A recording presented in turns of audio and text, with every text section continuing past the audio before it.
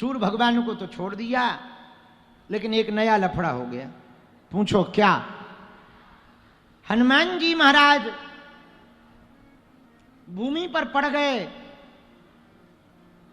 पवन जी को बहुत बुरा लगा, आपने हमारे बालक को वज्र मार दिया, जाओ आज के बाद हम काम करना बंद कर रहे, हवा ही नहीं चलेगी। देवता बोले बाप बेटा दोनों एक जैसे, एक सूर्य को खा गए, अब इन्होंने हवा बंद कर दी। बताओ कितनी खतरनाक बात है। और विचार करो, अच्छा आपको भोजन ना दिया जाए कितने दिन जिंदा रह लोगे? 9 दिन तो रह लोगे नवरात्रि? बोलो हाँ या ना? पानी ना दिया जाए कितने दिन जिंदा रहोगे? 1 दिन, 1 दिन तो रह लोगे, निर्जला रहते ना। अच्छा हवा ना दी जाए तो कितने दिन रह लोगे? यदि 2 मिनट हवा नहीं मिलेगी तो हवा खिसक जाएगी। हाँ, कोरोना में थोड़ी सी ऑक्सीजन का घटी, अच्छे अच्छों की हवा खिसक गई। बोले क्या हुआ? बोले हो गया खेल, चले गए ऊपर। हवा के बिना कुछ नहीं हो सकता। हवा है पवन, और पवन कौन? हनुमान जी। हनुमान जी जिन पवन के पुत्र हैं। देवताओं ने देखा हवा बंद हो गई, कारण पवन देवता बोले वाह, हमारे हनुमान जी को, अंजनानंदन को इंद्र जी ने वज्र मार दिया, अब हम हवा नहीं चलाएंगे, पवन नहीं, हम नहीं बहेंगे, जो होना हो सो हो जाए। देवताओं ने कहा महाराज आप फिर से ज्यों के त्यों हो जाओ, हम सब वरदान देने को तैयार। सब देवता सामने प्रकट भय हनुमान जी को वरदान देने के लिए।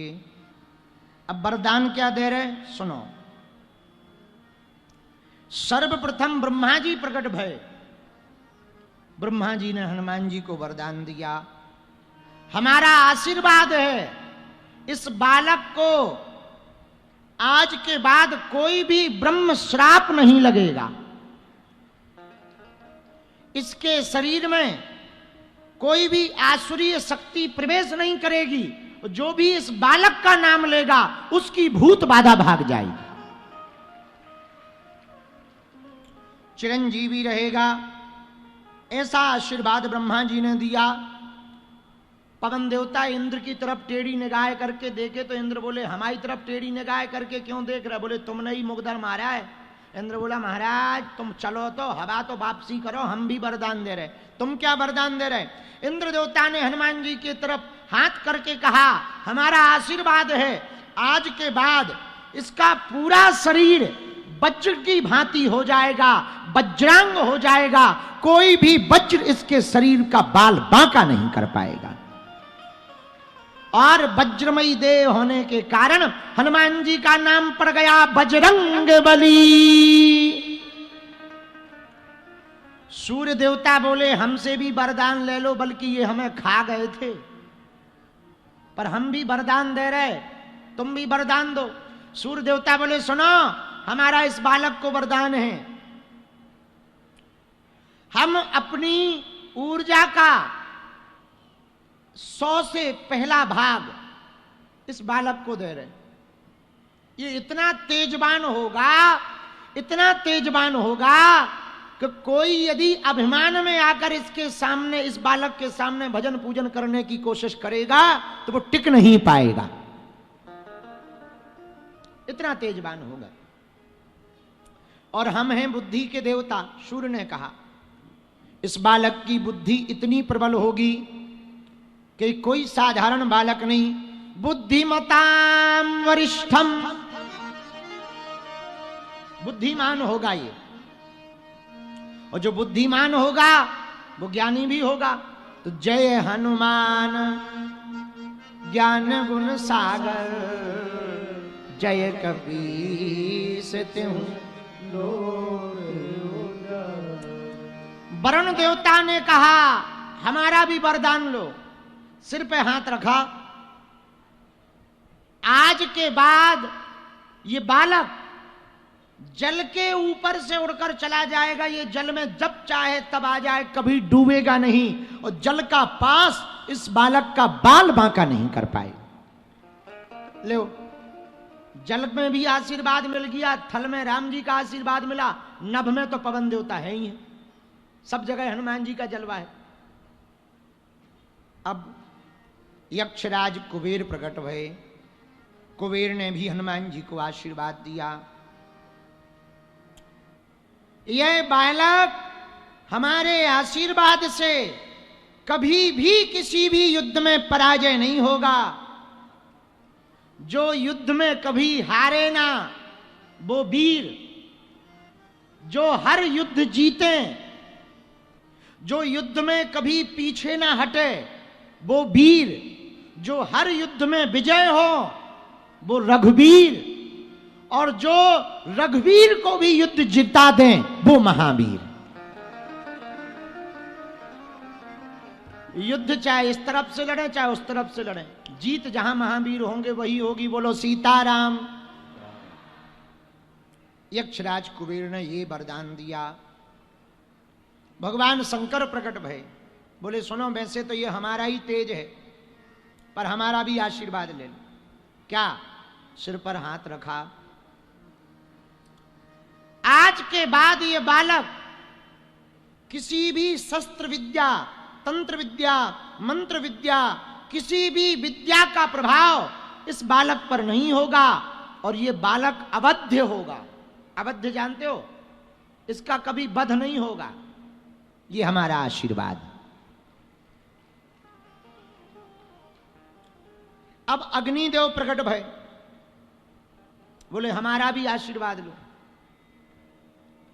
हमारा आशीर्वाद है, इस बालक को कभी अग्नि का ताप नहीं सताएगा, ऊष्मा नहीं सताएगी, जलन नहीं होगी, और ये जिसको छू ले वो जरूर जल जाएगा। उस भाव से छू ले तो बोले वो भस्म हो जाएगा, ऐसा आशीर्वाद है। अब नारद जी प्रकट भये, बोले सब दे ही रहे हैं वरदान, हमसे भी ले लो, आप ही दो महाराज। नारद जी बोले सुनो, तीनों लोकों में, तीनों कालों में, त्रिभुवन में इसके जैसा कोई दूसरा राम भक्त पृथ्वी पर पैदा नहीं होगा।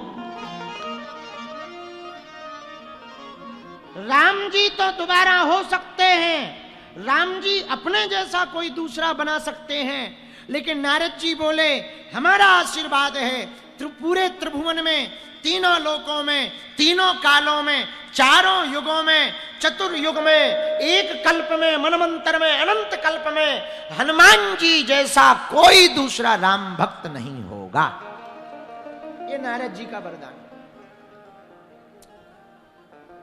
यमराज प्रकट भय, जमराज बोले हमसे भी तो ले लो, सब दे रहे, हम काहे को पीछे हो जाएं, चलो महाराज तुम भी दो वरदान। यमराज बोले भैया इस बालक को हमारा आशीर्वाद है, ये कभी बीमार नहीं पड़ेगा, और कोई बीमार पड़ जाए इसकी भक्ति करेगा या इनकी शरण में हनुमान जी की आएगा, वो बीमार भी निरोगी हो जाएगा। ना से रोग, ये यमराज का आशीर्वाद है हनुमान जी को। ना से रोग हरे सब पीरा, जपत निरंतर हनुमत वीरा। इतने में त्रिदेव भगवान श्री हरि प्रकट भये, मानो राम जी ही हो। उन्होंने सिर पर हाथ रखा और कहा हमारा आशीर्वाद और ले लो, सबका हो गया, हम रह गए, चलो प्रभु आप ही दे दो। भगवान श्री हरि ने कहा जो वरदान जिन जिन देवताओं ने दिए, वो देवता यदि चाह भी लें तो वो अपने वरदान वापस नहीं ले सकते हैं, हमारा ये वरदान है। जो वरदान जिन जिन देवता ने दिए, यदि वो रिटर्न लेना भी चाहे, भाई कोई मुख्यमंत्री किसी को मंत्री का पद दे दे, या विधायक बना दे, या कोई अध्यक्ष बना दे तो पार्टी अध्यक्ष को ये पावर होता है वापस ले लो, होता है कि नहीं होता है? कोई गुरुजी चेला को कुछ बना दे तो गुरुजी को पावर होता है, नीचे हो जा। पर राम जी ने सोचा ये लफड़ा काहे को पाले, देवता आज वरदान दे गए, आज मुसीबत है, कल के दिन देवता बदल जाएं। तो राम जी ने सिर पर हाथ रख करके, भगवान श्री हरि ने हाथ रखकर कहा, हमारा वरदान है, जिन जिन देवताओं ने जो जो वरदान हनुमान जी को दिया वो यदि वापस लेना चाहें तो वो लेना पाए, हमारा ये वरदान है।